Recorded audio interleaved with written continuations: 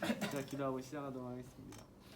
하나님 아버지, 주말 동안 우리 교회에서 또 각자의 가정에서 시간을 보내고 또 하나님의 말씀을 배우고 또 하나님께 예배드리고 이렇게 다시 함께 모여서 주님의 말씀을 배우게 하심에 감사드립니다. 주님, 이 시간에 우리를 인도하시고 또 하나님 나라의 백성으로 돌보시는 그 하나님의 인도하심에 대해서 배우려 합니다. 주님, 이 기도를 배울 때 하나님의 인도하심을 믿고 우리가 기도하도록 인도하여 주시고 우리가 하나님과 친밀한 관계에서 더욱더 적극적으로 간구하고 하나님을 의지하는 삶을 살도록 인도하여 주시옵소서. 함께 하실 것을 믿으며 예수님의 이름으로 기도드립니다. 아멘. 네, 이제 주기도문의 앞에 세 청원을 서론부터 하나님을 부르는 것부터 세 청원을 우리가 살펴봤습니다. 이제는 네 번째 청원, 다섯 번째, 여섯 번째 청원과 그리고 마지막에 이제 송영을 보도록 할 거예요. 근데 이 네 번째, 다섯 번째, 여섯 번째 청원은 모두 우리와 관련한 얘기입니다. 그러니까 하나님께 우리의 삶에 대해서 간구하는 거예요. 네, 이게 바로 네 번째, 다섯 번째, 여섯 번째 청원이고 이제 좀 더 살펴보도록 하죠. 네 번째 청원은 바로 오늘 우리에게 일용할 양식을 주시옵고 라는 내용입니다. 이 네 번째 청원을 이해할 때 이 뒤에 세 청원은 방금 말한 대로 이제 우리와 관련된 건데 이미 시작되었으나 완성되지 않은 하나님 나라의 백성으로서 살고 있는 이 시대의 특수성으로 인해 필요한 간구입니다. 말이 어렵죠. 그러니까 예수님이 오셨어요. 예수님이 오셔서 이제 하나님 나라는 이미 시작되었습니다. 사탄은 이미 십자가와 부활 사건으로 인해 그 예수님의 사역으로 인해 패배했어요. 근데 아직 하나님 나라가 완성되지 않았어요. 이제 이미 예수님이 오셨지만 그 초림 이후 그리고 다시 예수님이 오시기 전까지 그 재림 전까지 그때까지는 우리가 이제 하나님 나라가 이미 임했는데 하나님 나라가 완성이 되지 않았다라는 거죠. 그래서 완성되어서 누릴 하나님 나라의 복은 우리가 누릴 수 있어요. 조금씩 누리게 되는데 아직 완전히 완성되지 않았기 때문에 죄도 있고 우리의 불순종도 있고 사탄의 나름대로의 유혹도 있게 된 거죠. 그래서 이 특수성을 이해하고 지금이 이제 이미와 아직, 그러니까 예수님이 처음 오셨지만 초림하셨지만 재림하시지 않은 상태이고 성경은 이것을 이 중간기를 종말이라고 얘기하는 겁니다. 그러니까 종말을 얘기할 때는 끝에 재림 사건만 얘기하는 게 아니라 예수님이 오시고 난 후부터 예수님이 다시 오시기 전까지를 종말로 생각해야 되는 거예요. 우리는 종말을 길어야 7년 되한 날을 바라보면서 길어야 7년으로 생각하던가 아니면 예수님이 반짝하고 오실 그때를 생각하는데 그게 아니라 이미 시작된 그 초림, 예수님이 오셨던 그 초림부터 예수님이 다시 오실 재림까지 그때를 종말이라고 이야기하고 있습니다.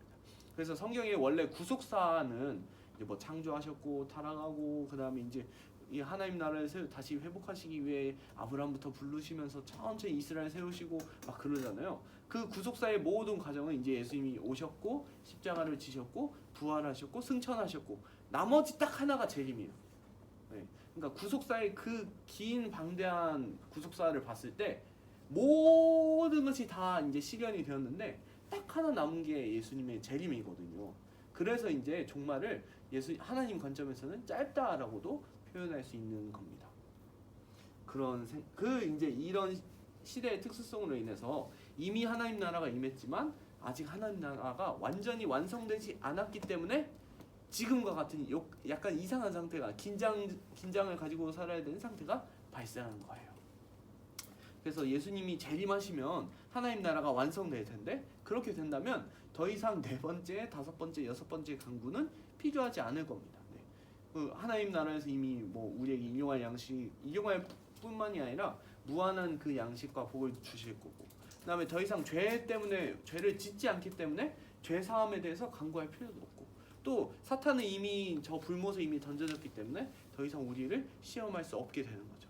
그래서 우리가 더 이상 이 네 번째, 다섯 번째, 여섯 번째 간구를 재림 후에는 하나님 나라 완성 후에는 간구할 필요가 없지만 아직 예수님이 재림하시지 않은 이 상태이기 때문에 지금 이 시간이기 때문에 그렇기 때문에 우리가 이 기도를 드리는 겁니다.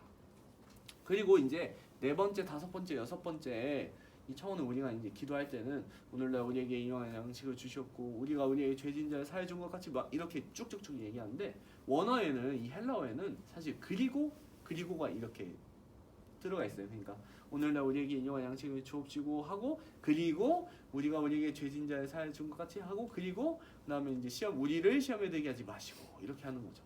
그래서 이 세 차원이 다 세 기도가 다 연결되어 있고 별도의 의미, 독립적으로 별도로 이렇게 끊어서 하는 게 아니라 이게 다 긴밀히 연결되어 있다. 이 세 가지 기도 모두 다 연결성이 있다라는 것을 기억하시면서 이제 뒤로 넘어가도록 하죠.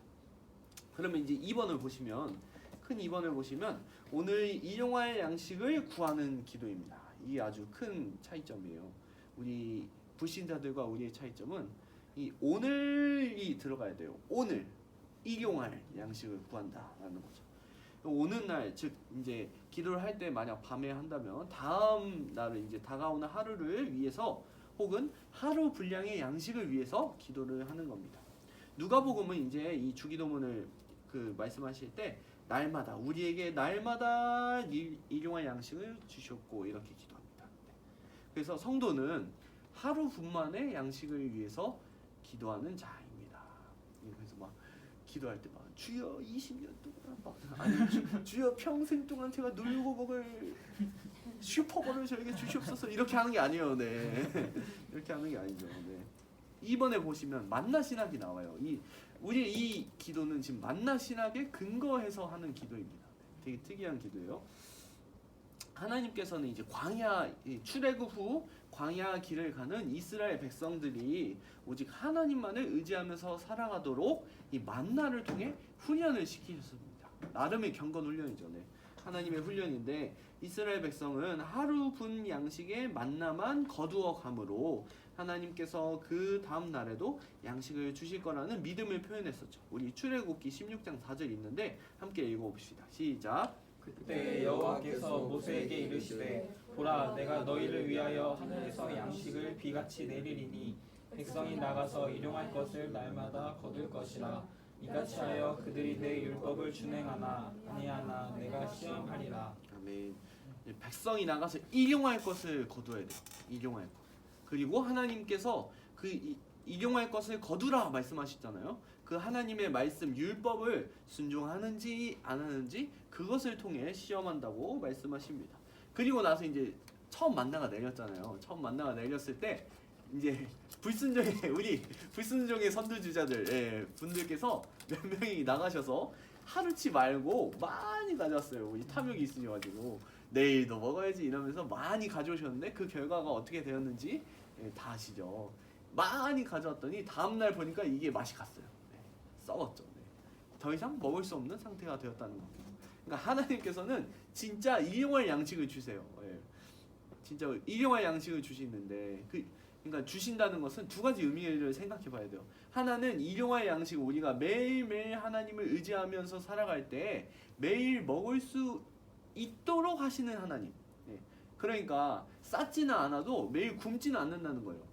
굶지는 않는다. 우리를 그 전에 봤었죠. 궁핍한 상태로 내모는 것이 아니라 하나님께서는 우리가 하루하루를 살아갈 수 있게끔 인도해 주시는 분이라는 것을 이 만나를 통해 배우는 거고, 또 하나는 우리가 이제 뒤에도 나올 거예요. 너무 많이 이제 그 인간의 탐욕으로 그것을 많이 축적하려는 그런 신앙을 원하지 않으신다라는 것을, 우리가 그 만나를 통해서 하나님을 의지한다는 것이 드러나는 거예요.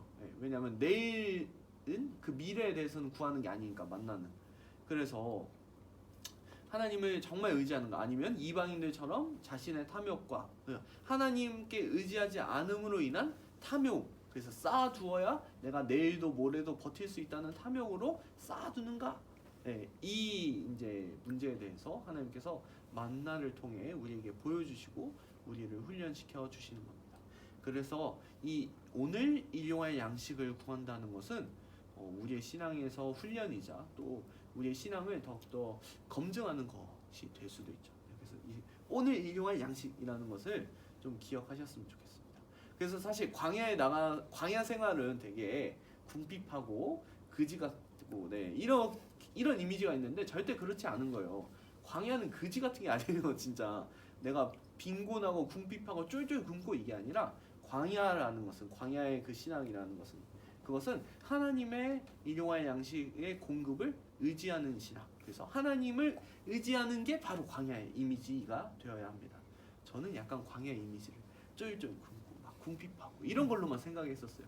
근데 그게 아니라 하나님이 분명히 만나, 메추라기, 물 그리고 비구름 아니 비구름이 아니죠. 구름 기둥, 불 기둥 이런 걸로 충분히 인도하셨다라는 것을 궁핍이 아니라 하나님을 의지하는 신앙, 하나님을 의지하는 우리의 마음가짐과 장소가 바로 광야라는 것을 기억하시기 바랍니다.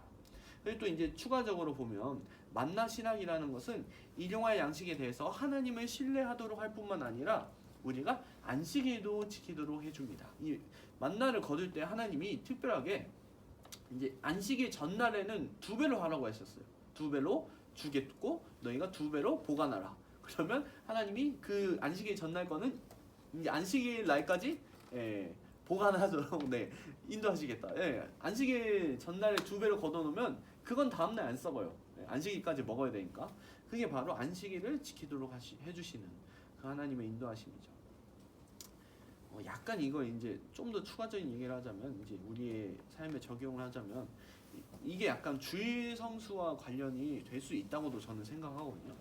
이제 주일 이제 안식일이 이제 안식일을 우리가 지금 지키지는 않잖아요. 주일을 지키지. 근데 이제 그 문제는 이제 약간 넘어서고 그렇다면 이제 가끔 업종 중에서 일주일 7일 중에 7일을 다 일해야 되는 분들이 있어요. 그런 분들. 아니면 본인이 그렇게 하시기를 원하시는 분들, 약간 일중독 이런 분들 있잖아요. 그래서 그런데 그러면은 우리가 주일을 주님께서 주셨는데 그 주일에 하나님과 나가야 되는데 돈을 더 벌기 위해서 막 일을 주일까지 하시는 거예요. 그러면은 그때 이제 우리가 만나시라고 좀 생각할 필요가 있는 것 같아요. 하나님께서 하나님과 거룩한 교제에 집중하기 위해서 분명히 주일을 우리에게 주셨고 그래서 우리가 주님께 나가서 말씀으로 공급받고 또 영의 양식을 누리고 또 우리 교회와 공동체 안에서 형제 자매 간의 교제를 통해서 그리스도의 충만함을 누리게 하셨는데 근데 그게 아니라 내가 돈을 좀 더 벌어야 되고 혹은 뭐 저축을 해야 된다든가 추가적인 알바 플러스 알파가 있잖아요. 그런 우리의 그런 의도가 분명히 있을 텐데 그게 바로 과연 올바른 것인가 이렇게 고민해야 되죠. 만약 우리가 이 만나 신학을 통해서 오늘 우리에게 인용할 양식을 주신다는 주님을 믿는다면 이 주일까지 일을 해서 추가적인 플러스 알파 수입을 얻어야 되는가? 아니면은 주님의 신실하신 인도하심을 따라서 안식일 전날에는 곱빼기로 주셨고 곱빼기로 보관하게 하셨다는 것을 믿으면서 주님과의 교제에 집중할 것인가? 이것을 이제 문제를 제기한다면 후자가 될 것 같아요. 그래서 혹시라도 나중에 근데 이제 가끔 이제 직업의 특수성으로 인해서 주일에 일하시는 분들이 있잖아요. 근데 그건 이제 약간 또 다른 문제지만 어쨌든 만약 그런 상황에 처하신다면 좀 많이 고민을 해보시라. 지금은 우리가 이제 그런 직접적인 도전이 없지만 나중에 생길 수가 있잖아요. 나중에 기억하시고 고민해 보세요. 진짜 내가 굳이 주일까지 일을 해야 되는가? 하나님이 주일에 일하지 않아도 공급해 주시지 않는가라는 것을 좀 나중에 생각해 보시기 바랍니다. 그럼 세 번째 이제 3번을 보시면 네 번째 청원이 내포하고 있는 우리 신앙 고백은 무엇이냐? 신앙 고백은 우리 하나님 아버지이신 하나님으로 인해 우리의 생명과 날마다의 일상이 유지되고 보존됩니다입니다. 이게 단순히 밥벌이 문제만 아니라 먹고 사는 문제뿐만이 아니라 그러니까 식의 문제만이 아니라 밥만이 아니라 우리의 생명과 날마다의 일상이 유지되고 보존되죠. 근데 그분이 하나님 아버지이신 하나님 때문이라는 거죠. 이방인들은 자기 때문에라고 생각할 텐데 아버지이신 하나님으로 인해 우리의 생명과 날마다의 일상이 유지되고 보존됩니다. 그래서 하나님 아버지가 주시는 모든 것으로 우리가 하루하루를 살아갑니다. 아버지이신 하나님이 우리를 돌보면서 일용할 양식을 주시기 때문에 염려하지 않습니다. 일용할 양식이 아니라 그것을 주시는 하나님께 이 하늘에서 떨어지는 만나 때문이 아니라 하나님께 집중함으로 하나님을 믿고 의지하면서 찬양으로까지 나아가는 강구가 될 거예요. 이제 강구를 넘어서서 이제 찬양까지 갈 수 있죠. 우리 마태복음 6장 31절 32절 같이 읽어볼까요? 시작. 그러므로 염려하여 이르기를 무엇을 먹을까 무엇을 마실까 무엇을 입을까 하지 말라. 이는 다 이방인들이 구하는 것이라. 너희 하늘 아버지께서 이 모든 것이 너희에게 있어야 할 줄을 아시느니라. 아멘. 이방인이라는 것은 불신자이고 그렇다면 하나님과의 관계가 없다는 거죠. 하나님이 자기의 아버지가 아니시잖아요. 그러니까 어떻게 해서든 하나님으로부터 공급을 받지 못하니까 자기가 자신의 삶을 살아야 하니까 버텨야 되니까 그 먹고 사는 것을 자기가 이제 일상과 생명을 자기가 유지해야 되니까 나름 아둥바둥하고 그렇게 되면 염려를 하게 됩니다. 염려하게 되죠. 내가 내일 어떻게 살까? 내가 10년 후에는 어떻게 살까? 20년 후에는 무엇을 먹고 살까? 우리가 늙어서 이제 퇴직하고 나서는 무엇을 먹으면 어떻게 살까? 막 이제 아둥바둥 고민하기 시작하는 거예요. 네. 근데 그것을 이제 하나님 아버지신 하나님이 나의 삶을 인도하시고 유지하시고 생명을 보존하신다는 것을 믿는 믿음이 없기 때문이죠. 그리고 만약 신자 중에서도 이런 믿음이 없다면 이방인과 같이 하는 삶이다. 이방인과 같이 드리는 기도다. 이렇게 말할 수 있는 거죠. 신자는 하늘 아버지께서 우리에게 모든 쓸 것을 공급하시는 분이시라는 거예요. 예. 이 일용할 양식을 채우시는 분이시라는 것을 알고 믿는 자입니다. 그리고 그분을 정말 의존하는 분, 그런 사람이 바로 신자인 거죠. 그리고 이제 잠언 30장 8절 9절에서는 이런 기도를 하죠. 네. 나를 가난하게도 마옵시고 부하게도 마옵시고 오직 필요한 양식으로 나를 먹이시옵소서. 혹 내가 배불러서 하나님을 모른다. 여호와가 누구냐 할까 하며 혹 내가 가난하여 도둑질하고 내 하나님의 이름을 욕되게 할까 두려워함이니이다 라고 하죠.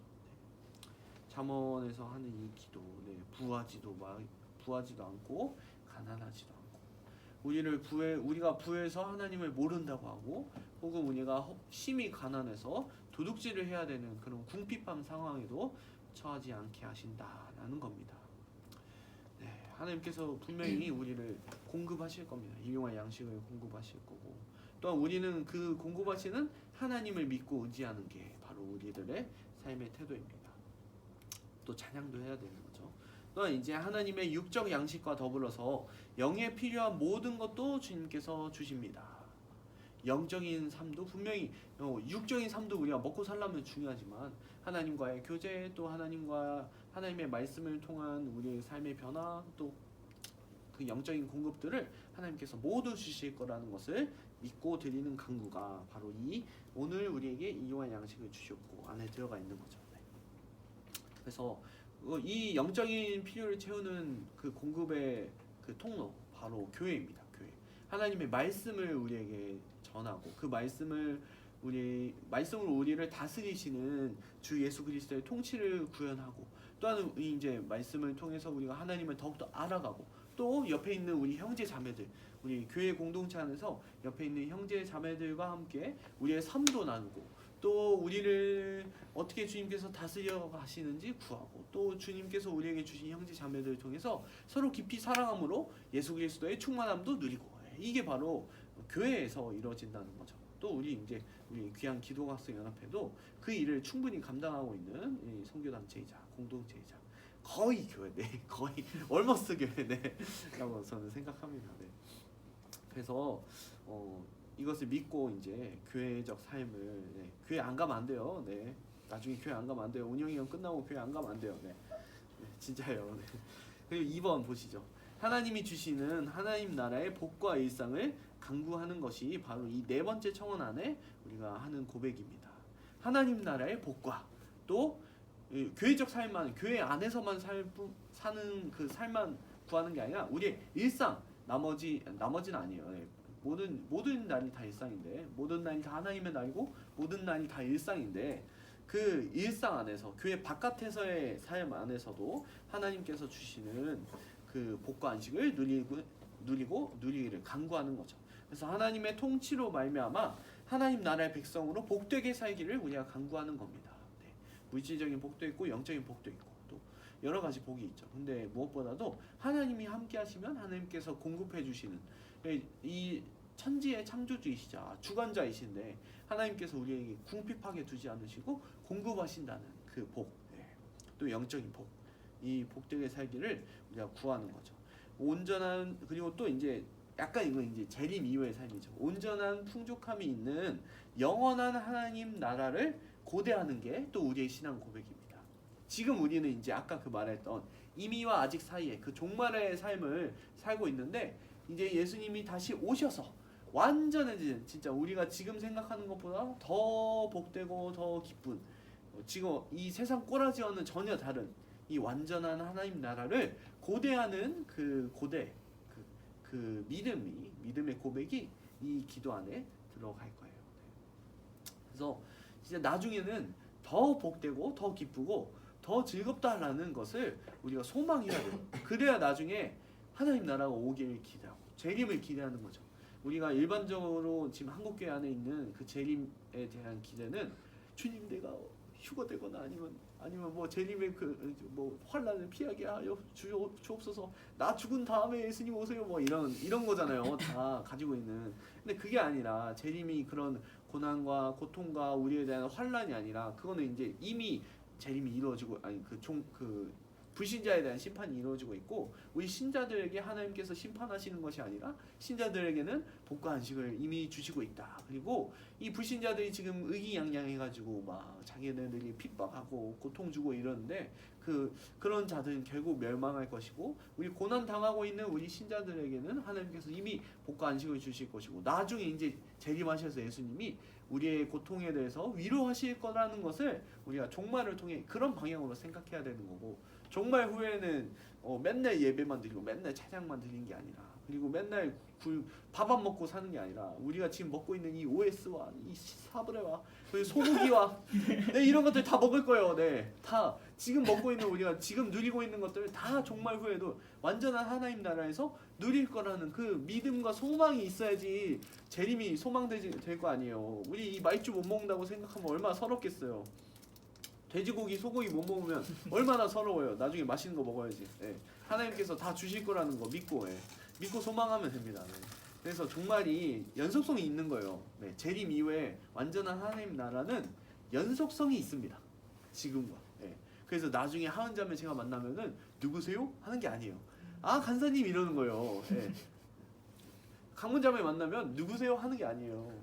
우리 그리고 옛날 기억도 다 있어요. 옛날에 간사님 우리 전도여행 가가지고 그때 우리가 기도했던 할머니 여기 있을까요? 이러면서 찾아도 다니고 뭐 이렇게 하는 거죠. 네. 다 연속성도 있고 기억도 있고 연속성도 있고 맛있는 것도 있고 음악도 있고 막 다 있을 겁니다. 네. 그래서 우리는 온전한 풍족함이 있는 영원한 하나님 나라를 고대하는 신앙 고백이 우리 안에 당연히 있을 줄로 믿습니다. 네. 그럼 넘겨볼까요? 네 번째는 이제 일용할 양식을 하나님께 구함으로 재물을 의지해서 자기 스스로의 힘으로 살아가야 하는 우상 숭배적 삶에서 벗어나고자 하는 간구입니다. 네. 이 말이 참 깊어요. 재물을 의지해서 자기 스스로의 힘으로 살아가는 우상 숭배적 삶에서 벗어나려는 간구. 우리는 아까 하나님 아버지께서 우리의 삶을 인도하시고 공급하신다는 것을 말씀을 통해 봤죠. 그래서 하나님 없이 자기의 힘으로 살아가야 하는 그런 인생이 아니라 아버지신 하나님이 우리를 인도하시고 공급하신다라는 것을 봤어요. 근데 하나님 없이 살아가는 자들, 이 불신자들의 삶은 바로 재물을 섬기면서 땅에 재물을 쌓아두는 염려하는 삶이 됩니다. 이 불신자들은 내일 어떻게 살아야 되지? 내년은 어떻게 살지?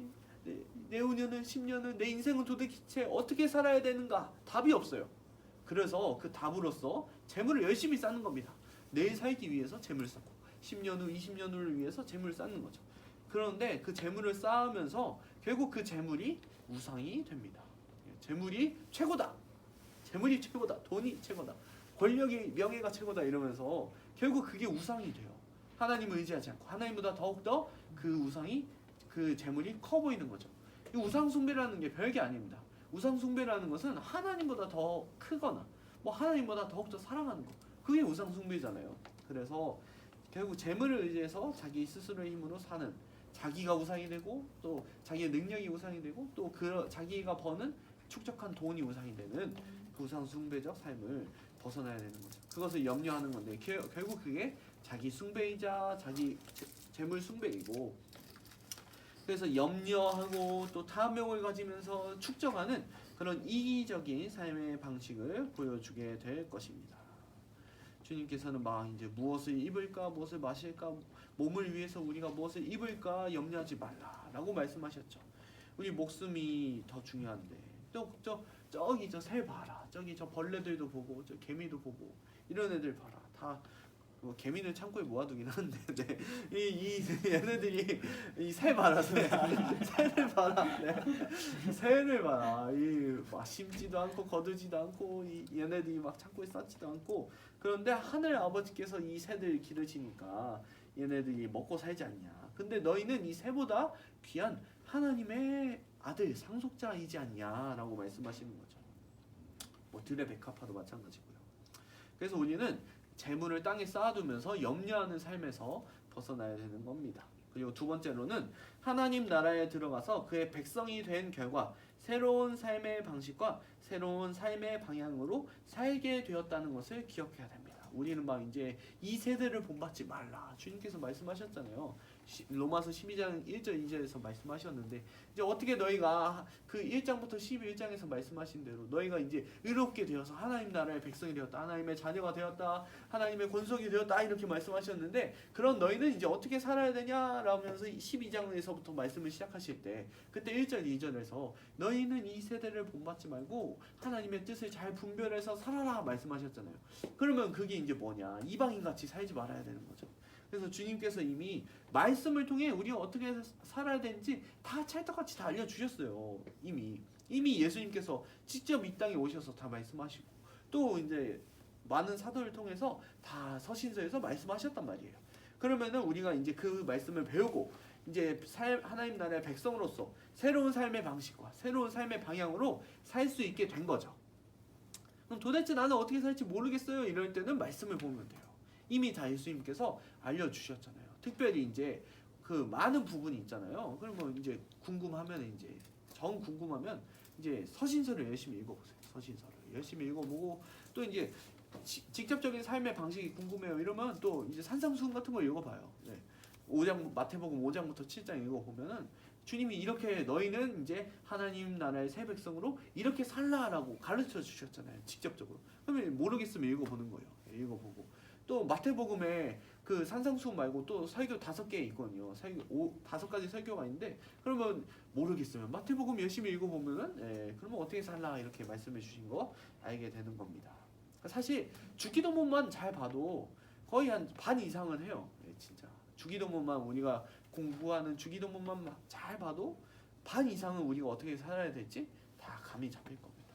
더 감 안 잡히면 이제 사도신경이 있고 막 그런 거죠. 그래서 주님께서 이미 가르쳐 주셨습니다.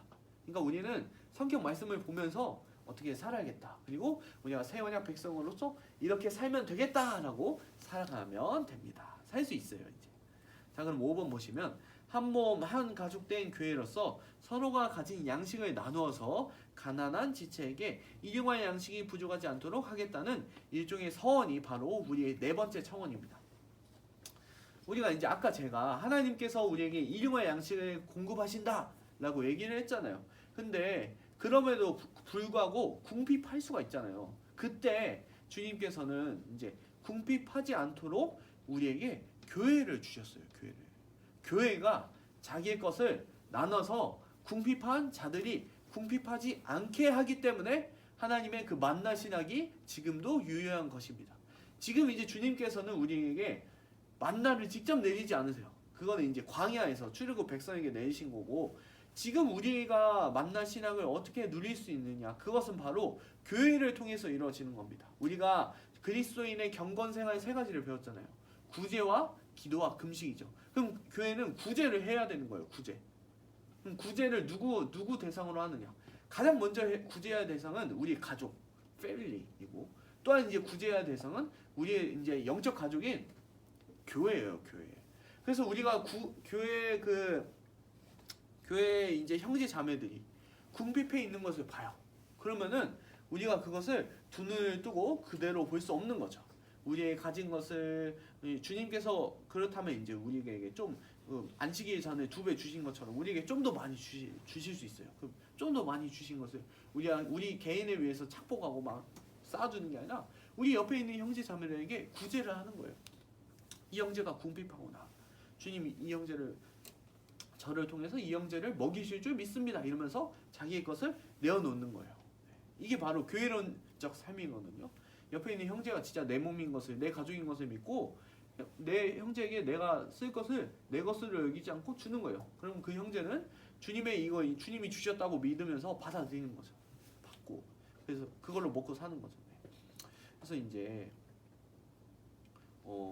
일용할 양식이 부족하지 않게끔 진짜. 근데 이제 이 형제가 내가 이제 노트북이 있는데 나는 아이패드가 필요해. 노트북 알고 또 아이패드 또 필요해. 이러면서 이제 이렇게 하는 거는 땡깡이에요. 땡깡. 이거는 궁핍한 게 아니에요. 노트북이나 아이패드 둘 중에 하나만 있으면 되잖아요.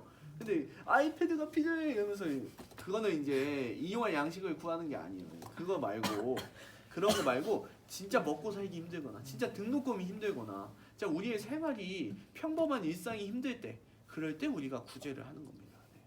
그럴 때. 그래서 나중에 우리 형제 자매들이 언젠가 교회에서 분명히 중직이 될 텐데 이걸 꼭 기억했으면 좋겠어요. 우리가 이 주기도문에 대해서 교회론적으로 생각한다면은 이 네 번째 일용할 양식을 공급하신다 할 때 우리 교회 안에 일용할 양식이 없어서 궁핍한 형제가 있으면 안 되는 거예요. 그러면 교회적 차원에서 우리가 구제를 해야 되는 거예요. 교회에 구제헌금이 있어요, 진짜. 구제헌금. 이게 구제헌금이라는 게 막 성미라는 제도 있잖아요. 우리 한국교회 안에는 그걸 이제 물론 교회 밖에 있는 자들도 구제하면 좋겠지만 진짜 먼저 구제해야 되는 거는 우리 교회 안에 형제 자매예요. 이제 연로하신 분들 이런 분들 그 노동을 하실 수 없는 분들 이런 분들이 교회에 계시잖아요. 그런 분들에 대해서 우리가 나중에 우리가 그 교회 재정이나 아니면 정책을 우리가 결정할 수 있는 사람이 된다면은 그런 분들을 구제하는 데 있어서 교회가 분명히 일정 부분의 재정을 사용해야 된다는 것을 기억하시길 바랍니다. 진짜. 그래서 11조의 의미는 사실 그 구제의 의미가 컸어요. 이제 구약에서 레위인들 이제 레위인들은 하나님의 일만 하잖아요. 그렇기 때문에 먹고 살 수가 없으니까 하나님께서 구제 이 11조를 통해서 먹고 살 수 있게 하셨고 또 11조가 그 레위인들 외에 가난한 자들, 과부들, 고아들 이런 사람들을 위해서 쓰도록 하셨단 말이에요. 그게 주님께서 이제 하나님 나라 백성으로서 어떻게 이용할 양식을 누릴지 이용할 양식을 누릴 수 있게끔 하시는 하나님께서 만드신 제도였단 말이에요. 그래서 11조가 지금도 이제 그 구약의 의미를 이제 유효하게 사용한다면은 11조를 드리면서 이제 세금이라 생각하지 마시고 우리 안에 교회 안에 궁핍한 자들을 돕기 위해서 하나님께서 쓰시는 이 헌금이다라는 그 마음으로 11조를 내고 또한 이제 그 이외에도 우리가 11조 하라고 해서 10의 1조만 할 수 있는 게 아니에요. 10의 2조도 할 수 있고 3조도 할 수 있어요. 10의 0.5조 하는 거는 약간 마음에 찔리겠지만 10의 2조 하는 거는 전혀 마음에 찔리는 게 아니에요. 기쁨으로 할 수 있거든요. 충분히 돈이 많으면. 네. 그러면 이제 주님께서 많이 주시면 할 수 있는데 그러면은 10의 2조도 하고 이제 10의 1조 한 다음에 또 구제헌금 개념으로 이제 10분의 1을 드리면서 우리의 교회 안에 궁핍한 자들을 도울 수 있기를 바랍니다. 뭐 직접적인 명목적인 구제헌금으로 하지 않더라도 개인적으로도 할 수 있어요. 네. 제도적으로는 10의 1조를 주셨고 그 다음에 개인적으로는 밭에 그 밥대기를 다 거두지 않도록 하셨거든요. 그러니까 지금 이제 우리 삶에서는 제도적으로 뭐 11조를 하고 또 우리 개인적으로 몰래 후원하고 몰래 구제하고 그렇게 할 수도 있는 거예요. 그래서 교회 안에 궁핍한 자가 없도록 하시는 하나님의 통치를 우리가 구현하시길 바랍니다. 그게 첫 번째 얘기고요. 두 번째는 이제 우리가 기도하는 거예요. 우리에게 일용할 양식을 주옵시고 이렇게 하잖아요. 우리에게 오늘 일용할 양식을 주시라. 그러면 우리가 당연히 우리라는 개념으로 우리가 한 몸이라는 개념으로 한 몸에 어떤 부분은 피가 혈액순환이 잘 되는데 자 오른손은 혈액순환이 잘 돼요. 근데 왼손은 혈액순환이 안 돼요. 그럼 왼손 죽잖아요.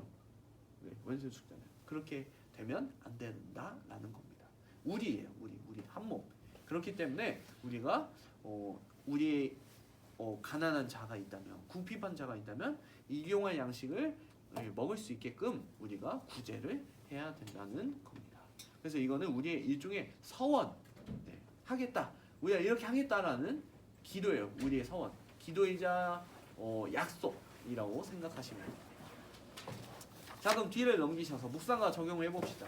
우리는 일용할 양식을 주시는 하나님께 감사하고 있습니까? 또 우리는 내 일은 주님께 맡기는 신앙으로 기도하고 있습니까? 또 세 번째, 바보 부자처럼 나중에 읽어보세요. 그 성경 바보 부자 이야기 있거든요. 바보 부자처럼 물질 숭배에 빠져서 그것만을 숭배하고 살고 있지는 않은가? 또 고민해 보시고 묵상해 보시고.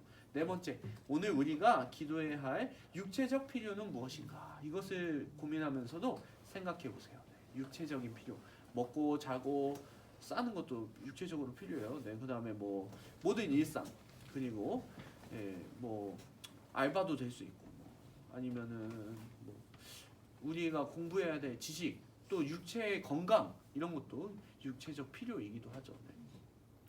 또 이제 영적 필요도 무엇인지 생각해 보면 좋을 것 같습니다.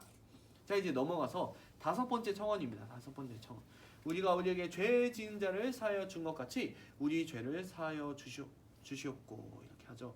이제 이 다섯 번째 청원은 죄 문제를 다룰 겁니다. 죄 문제. 이 다섯 번째 청원의 전제는 마태복음 6장 12절 또 누가복음 11장 4절인데 우리 같이 읽어볼까요? 시작. 우리가 우리에게 죄 지은 자를 사하여 준 것 같이 우리 죄를 사하여 주시옵고, 우리가 우리에게 죄 지은 자는 사람을 용서하오니 우리 죄도 사하여 주시옵고 우리를 시험에 들게 하지 마시옵소서 하라. 우리가 우리에게 죄 지은 모든 사람을 용서하오니 우리 죄도 용서하여 주시옵고, 이렇게 기도하고 있죠. 이것에 대해서 살펴볼 텐데 먼저 한 가지 얘기하고 싶은 것은 우리가 우리 형제 자매들의 죄를 용서해야 우리 죄를 용서받는다라는 게 아니라는 거예요. 네, 그걸 꼭 기억하시고, 네, 어차피 또 합니다. 네, 보시죠. 네, 먼저 전제로서는 우리가 죄인이라는 거예요. 네, 우리가 죄인이에요, 진짜. 네, 이거를 전제로 꼭 깔고 계시기 바랍니다. 우리가 죄인인 거 안 믿으면은 좀 문제가 많이 발생해요. 네. 근데 우리는 진짜 죄인입니다. 우리는 매일매일 죄를 회개하고 사죄의 은총을 간구해야만 하는 약한 존재이고 악한 존재이기도 합니다. 네, 우리는 의인이기도 해요. 루터는 이렇게 말했어요. 우리는 의인이며 죄인이다. 의인이자 죄인이다 라는 거예요. 그러니까 우리가 의인이지만 하나님이 우리를 의롭게 여기시지만 우리의 실존 안에서는 여전히 죄를 짓기도 한다 라는 거예요. 네. 우리가 죄 안 짓는다 라는 게 아니에요. 우리는 죄를 짓기도 한다. 그래서 우리가 죄를 매일 회개해야 되고 사죄 은총을 간구해야 합니다. 그러니까 주기도문이 있는 거예요. 이렇게 죄를 용서해 달라고 기도하는 거죠. 네. 그리고 두 번째, 우리의 범죄는 심각한 문제를 초래합니다. 죄를 지어요. 그러면 문제가 심각해진다 이거예요.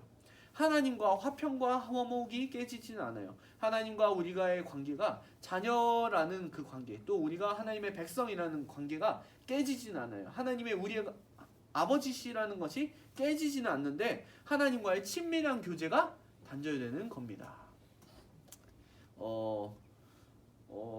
어떻게 해야 되지? 예. 제가 이제 가끔 이제 아버지랑 좀 관계 안 좋아질 때가 있는데 아버지가 뭐 하라고 했는데 제가 안 들을 때가 있어요. 예.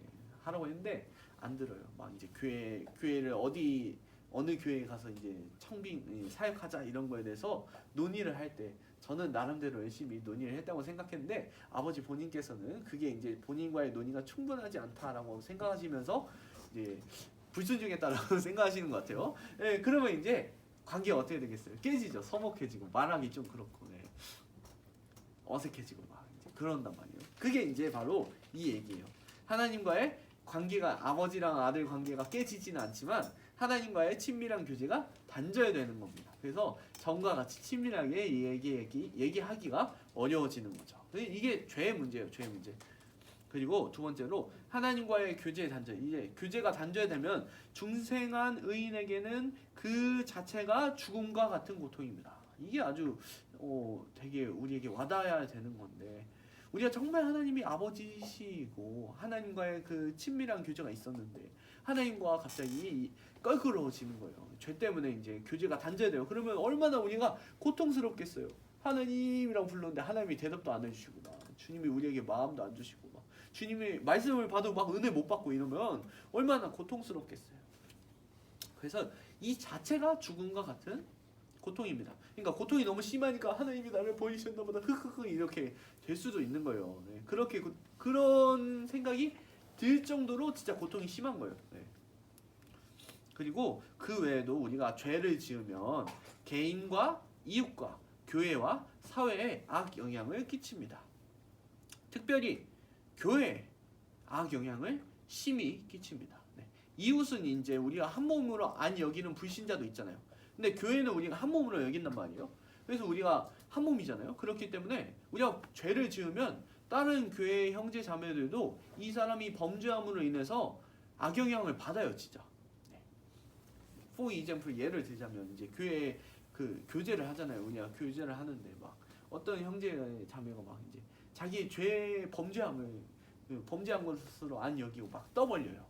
그러면 누군가 그것에 영향을 받아서 나도 그렇게 해도 되나 막 이런 생각을 가지게 될 수도 있고, 그러면 이제 교회 전체가 죄로 물드는 거잖아요.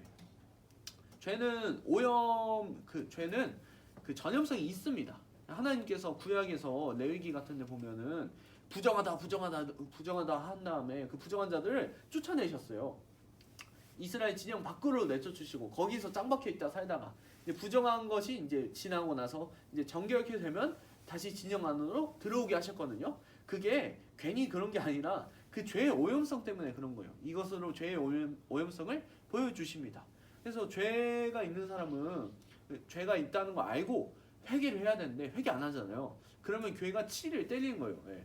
그래서 이제 뭐 수탄 정지 이런 거 시키기도 하고 그냥 근신하라고도 하고, 죄를 지어서 뭐 담임 목사님이 막 회개하라고 했는데도 그 사람이 회개 안 하잖아요. 나는 이게 죄가 아니에요. 그럴 수 없어요. 나는 받아들이지 않습니다. 이러면은 출교까지 시켜야 되는 거예요. 당신은 이제 교인이 아닙니다. 출교를 시키는 거예요.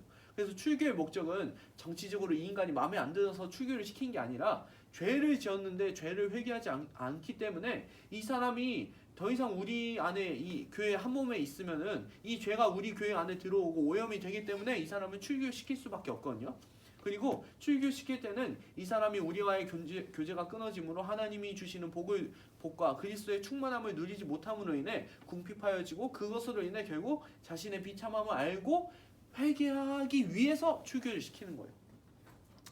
출교를 안 시키면은 죄를 회개해야 된다는 걸 인식을 못하는 상황이잖아요. 그렇기 때문에 출교를 시켜서 그 사람이 궁핍함으로 인해 자신의 그 현실을 깨닫고 죄에 대한 현실을 깨닫고 회개하고 다시 돌아오도록 출교를 시키는 겁니다. 수산정치도 이 사람은 지금 이 사람은 그 전에 하나님 앞에서 이런 범죄를 행했다. 그래서 교회 안에서 이렇게 행하면 안 된다라는 것을 명시적으로 보이는 게 바로 수찬정제예요. 성찬을 누구는 먹을 때 누구는 못 먹어요. 그거 되게 심각한 거거든요. 이렇습니다. 죄가 이렇게 심각합니다. 그래서 죄가 특별히 교회 안에 들어올 때 심각합니다, 진짜.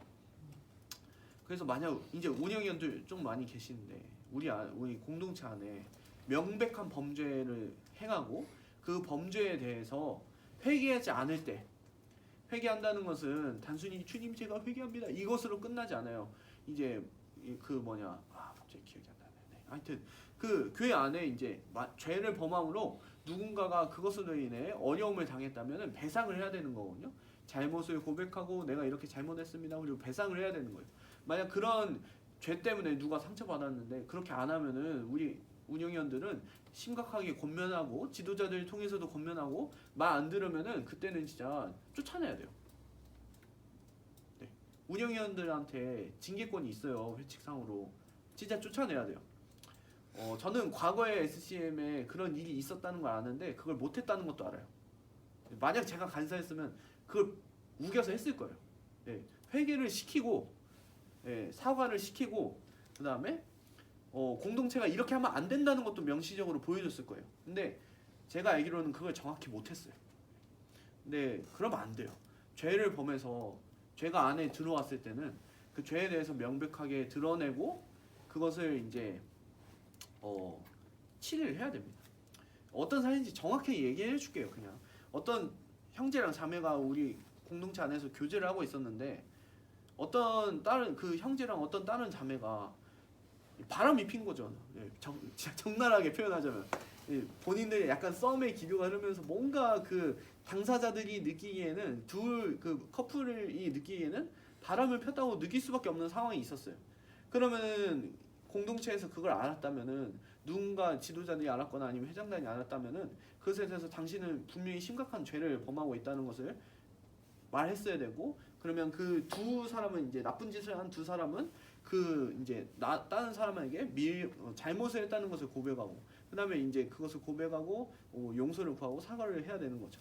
그리고 그것을 보고 공동체에서는 그런 식으로 행동하면 안 된다는 것을 명시적으로 밝혔어야 됐어요. 근데 그걸 못했어요. 제가 알기로는.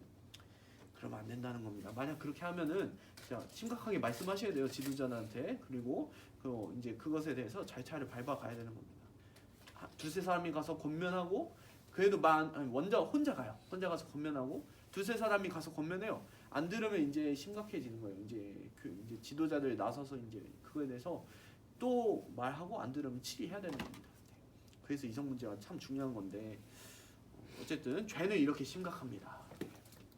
그리고 그래서 죄가 개인과 이웃과 교회와 사회에 악영향을 끼칩니다. 분명히 끼칩니다. 세 번째로는 우리의 희망의 근거는 하나님의 은혜입니다. 하나님의 은혜. 어거스틴, 우리 이제 위대한 신학자이신데, 이분 말 읽어보면 조금 은혜가 될 거예요. 한번 같이 읽어볼까요? 시작.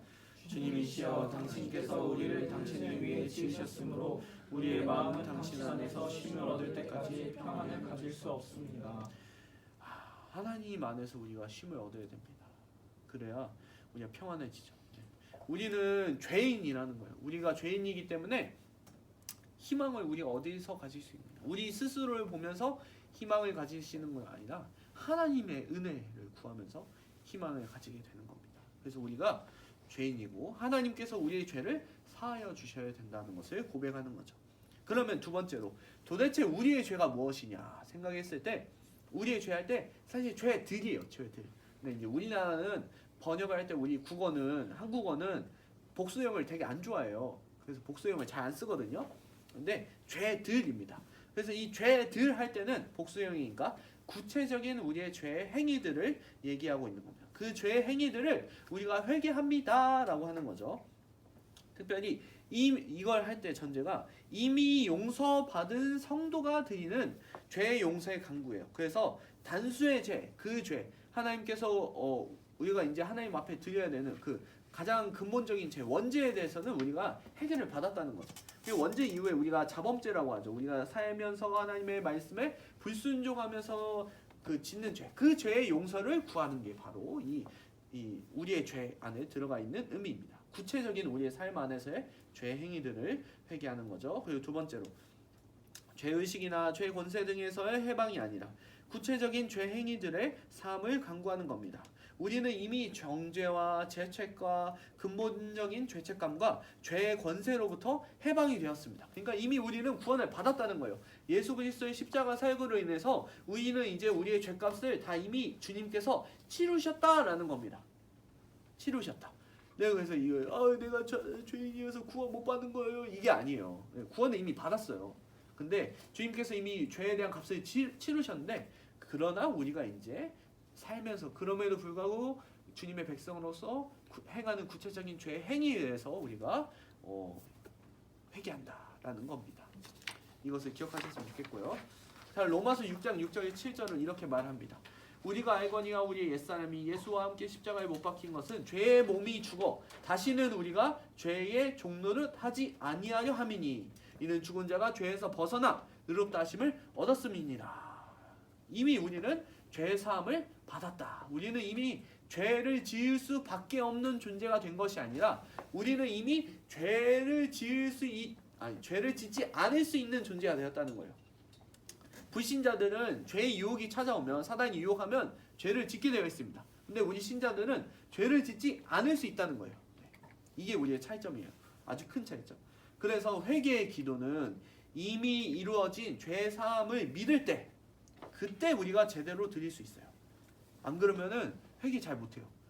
주님, 내가 회개를, 주님 저를 용서해 주세요라고 못 하잖아요. 이미 용서하셨다는 것을 믿지 않으면 용서해 주세요라는 말이 잘 안 나오는 거예요. 근데 주님께서 이미 용서하셨다. 그렇기 때문에 내가 이런 죄를 지었음에 대해서 주님께서 우리를 용서하신다라는 것을 기억하시기 바랍니다. 그리고 중요한 것은 구체적인 죄는 날마다 회개해야 됩니다.